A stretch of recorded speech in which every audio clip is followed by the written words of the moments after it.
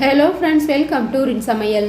இன்றைக்கி நம்ம ரின் சமையல் சேனலில் மாவு இப்படி அரைச்சா பஞ்சு போல் ஆப்பம் செய்யலாம். ரொம்பவே ஈஸியான பிரேக்ஃபாஸ்ட் ரெசிபி.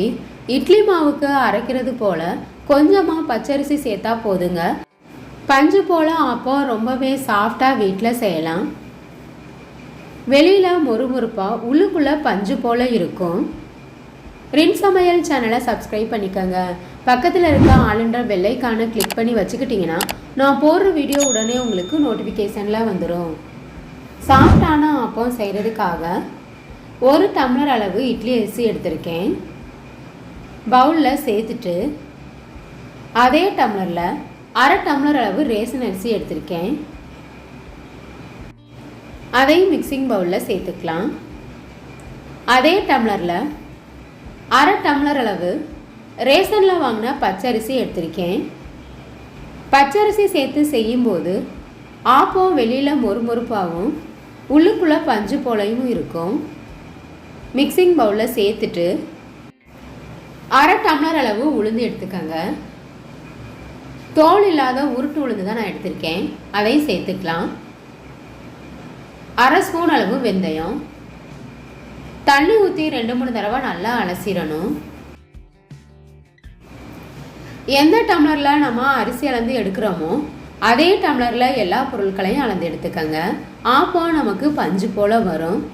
மூடி போட்டு 4 மணி நேரத்துக்கு அரிசியை ஊற வச்சிடணும். அரிசி 4 மணி நேரமாக நல்லா ஊறிடுச்சு. தண்ணி இல்லாமல் வடித்து எடுத்துட்டு கிரைண்டர் அல்லது மிக்சியில் சேர்த்து அரைச்சி எடுத்துக்கலாம். கொஞ்சம் கொஞ்சமாக தண்ணி சேர்த்து மாவை நைஸாக அரைச்சி எடுத்துக்கணும். ஆப்பத்துக்கு மாவு அரைக்கிறது எப்படின்னு பார்க்கலாம். மாவை அரைச்சாச்சு. இந்த மாதிரி நைஸாக இருந்தால் தான் ஆப்பம் நமக்கு நல்லா மொறுமொறுப்பாக வரும்.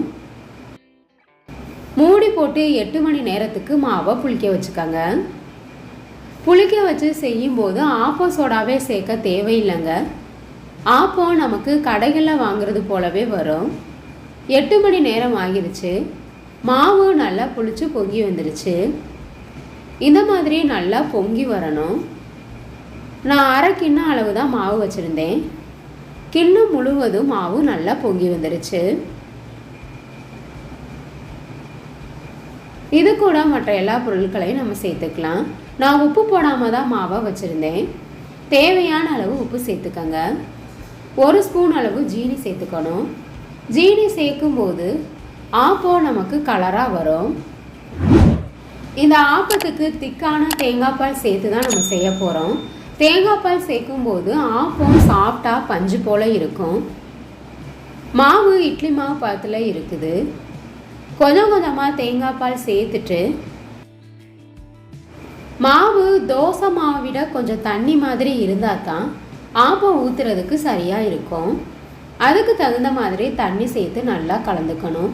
தண்ணி அப்படி இல்லைன்னா தேங்காய் பாலை நம்ம சேர்த்து நல்லா கரைச்சி எடுத்துக்கலாம். இந்த மாதிரி மாவை கரைச்சி எடுத்துக்கோங்க. இப்போ நமக்கு ஆப்பம் ஊற்றுறதுக்கு மாவு ரெடி ஆயிடுச்சு. ஆப்ப சட்டி நல்லா சூடானதுக்கு அப்புறமா கொஞ்சமாக எண்ணெய் தடவிக்கணும். எண்ணெய் அதிகம் சேர்க்க தேவையில்லை. ஆப்ப சட்டி நல்லா சூடானதுக்கு அப்புறமா எந்தளவு உங்களுக்கு ஆப்பம் பெருசாக தேவையோ அதுக்கு தகுந்த மாதிரி கடாயில் மாவு எடுத்து ஊற்றிடலாம். நான் 3 கரண்டி அளவு மாவு ஊற்றுறேன். மாவை ஊற்றுனதுக்கு அப்புறமா ரவுண்டாக மாவை சுற்றி வச்சிடணும்.